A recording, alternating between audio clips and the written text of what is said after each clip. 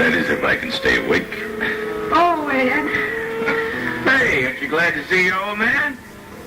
Glad to see you. Oh, glad to see you. It's all over, honey. It's all over. It's all over and finished, huh? Finished? Never finished. There's always a next time. People don't have endless chances. And I feel like you're using yours all up. What happens next time when you're not lucky?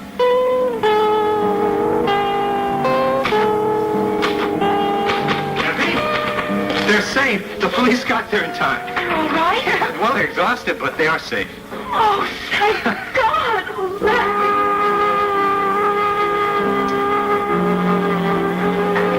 no, I can't tell you. You just leave me alone. Well, I want to know. I want to know how he can force you to stay here with him. Becky, I can't help you if you don't tell me what's going on. Come on, it can't be anything so terrible that you can't even talk about. What is it, something you've done? Richard, if you get hurt, I'm going to have another thing on my conscience. It is something you've done. Will you just get out of here? Go on. I don't want to talk to you anymore. I don't give a damn what you did, Becky. I just don't care. Because, well, I'm just not afraid to hear what your secret is, because I love you. Becky, without you, my life is...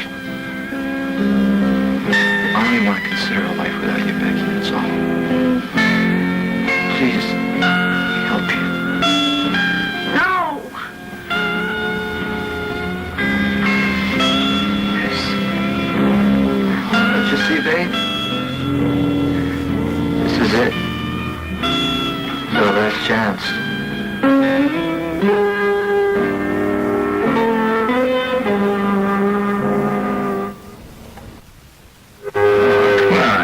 Congratulations. Yes, of course, congratulations, sure. It's just that... This is what? What are you saying? Come on. Oh. Now, have you... you say I set myself up to some kind of sacrificial lamb? No, I'm not saying that. You're not saying job well done, either. Oh, don't be silly. I know that because of you, our friends are alive. Oh, well, now, that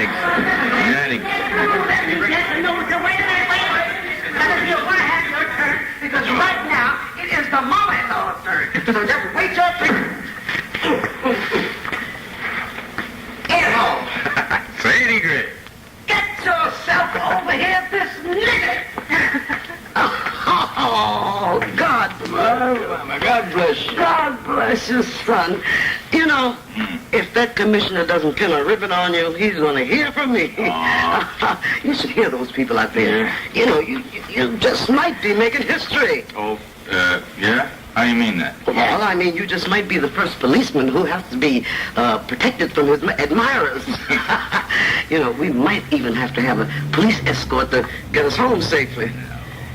Oh, Ed, you know, I know it wasn't easy for you to stick with it the way you did, but can't imagine how you did it.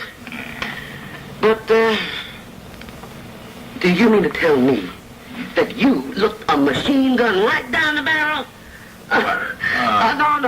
No, say it. I know exactly what you're going to say. You're going to say, well, Sadie, that's what I get paid for. Yeah, but I know. Can't fool me. Because pay or no pay, duty or no duty, you would have done it anyhow. Because that's just the kind of man you are. But don't you worry. I am prepared for it. What do you mean, prepared? Oh, your celebration dinner. You're going to cook dinner? Does the sun come up? Stuffed turkey. Oh, sweetheart, you know, when you pick a man to marry, you certainly know what you're doing. No, Mama. Oh, now, sweetheart, now what is it? Know what I'm doing. Know what I'm doing. When he's working, I can hardly get my breath. I scream at people for no reason. I dread for the phone to ring. At the same time, I'm praying that it will ring so that I know what's going on. Maybe I just wasn't cut out to be a policewoman. You've heard this all before, Sadie, and I wish he was off the force number. I'm not telling you what to do. I know, I understand. Well, I am trying to understand. Now, listen. Do we have a date for your mother's gala dinner tonight? Yes, sure. Okay, all right. I'll tell you what I'm going to do. I'll see you later.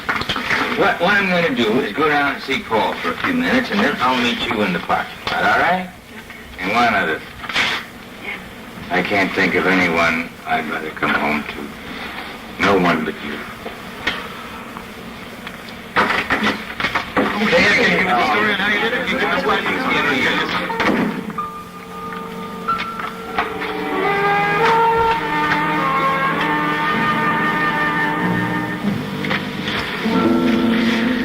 Awful, isn't it? What particular thing did you have in mind? Well, just seemed can't learn anything except through tears.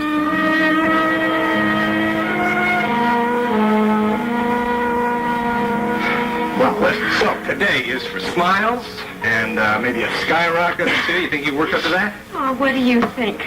Oh, Larry, I'm so relieved. I honestly thought that Jenny and Joe were not going to make it out of there alive. It's so wonderful to be so wrong. Yeah, well. It's over. It's so wonderful. Oh. Yeah, it's over now. Oh, I know. It's over, but it was just minutes to spare. But it is over. I know, but it's going to take a long time to forget. Well, then how about we do something to help us forget? Sure, what?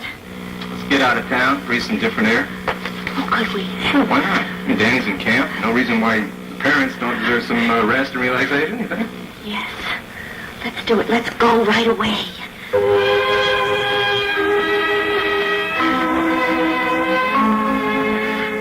Oh, you love me, Becky. Please, just go before he comes.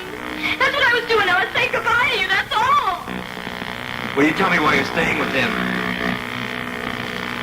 I'm married to him. Well, married women get divorces. Richard, look, a woman can run away from her husband, and then she can decide later she made a big mistake. I owe Luke a lot of things. He needs me. Look, I feel real bad about what I've done to both of you, but now's the time that I have to choose, and I choose Luke, and that's all. Huh. Well, that makes good sense. I mean, choosing a man of such superior character, paragon of virtue, a pillar of his community, and such sparkling wit. I can see why you'd choose a man like that over me, Becky. Any fool can understand that. Becky. What? Look, it's the most terrible thing that could happen right now.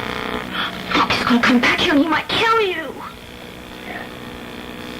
That's what I was thinking. I'm willing to take the risk. Now, either I leave here knowing what's going on, or I leave here dead, or both. Oh, Richard. Hey, look, I'd like to walk out of here alive. So the quicker you tell me, the better my chances.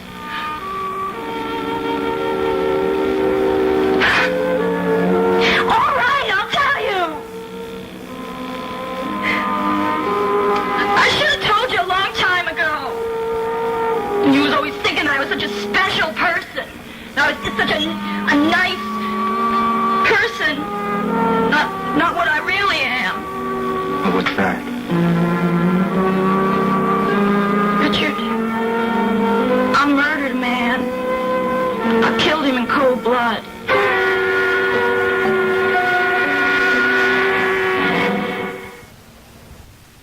You hear that, Cathy? A tropical island holiday. Wait a minute, tropical island? Oh, I don't care, honey. I don't care if it's a camper in a state park as long as it's you and me. And how soon do we go? Well, I don't know. I was kind of hoping that Peter might be able to take over for... Listen, Kath. Yeah? Obviously Jenny's not going to want to come right back to work. Do you think you could handle everything all alone? Well, you would be amazed what people can handle all alone. Thank you. You're welcome. Would you like to see your next patient? Yeah, better do that. Oh, listen, you better tell your boss if we're going away, you better find a new model. Yes, sure.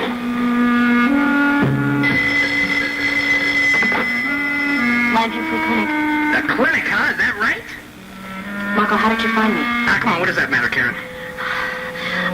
Marco, I've got to get off the phone. There are sick people who might want to call. Yeah. Hey, look, now that your sister's back safe and sound, we're back in business, you know, Toots? Not now, we're not. Yeah, now, Karen. 5:15 in your old room at the motel, to be exact. Now, the guy's name is Julius Ruskin. You're going to like this guy, Karen. He's what you would call a hunk. And I might add here briefly that you have been goofing off quite a bit lately, and I don't want you to do that anymore, my dear. If you mess up by even 5 minutes with Mr. Ruskin, then he and I are going to have to show up at the clinic. You dig? Bye now. Marco, please, there's no way I can. Well, yes, it sounds okay. Yes, it sounds like the right thing to do.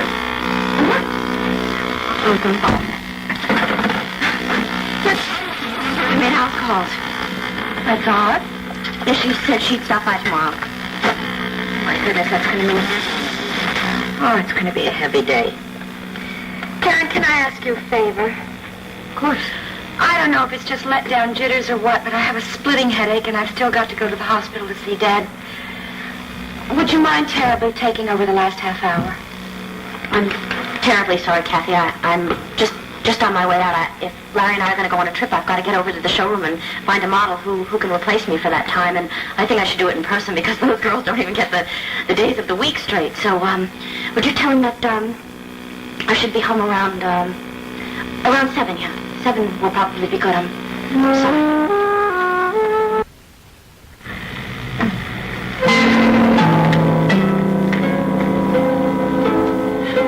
Please believe me, Richard. When you know it's the truth, you're going to give up and go away. And I'm going to tell you the truth. Look, whoever it is, get rid of him, huh? He's going to kill you. What? Why would Luke knock? Well, he got keys, hasn't he? Those keys.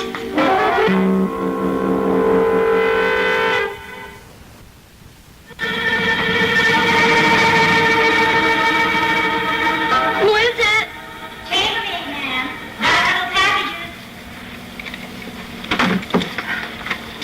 Your husband asked me to bring them up to you. He went out again. Thank you. My husband will be real pleased. Thank you very much.